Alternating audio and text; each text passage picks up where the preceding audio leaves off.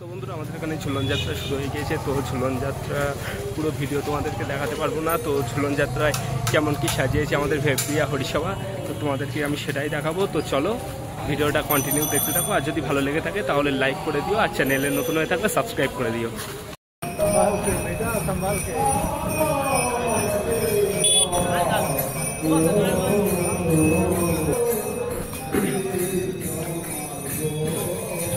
যাত্রা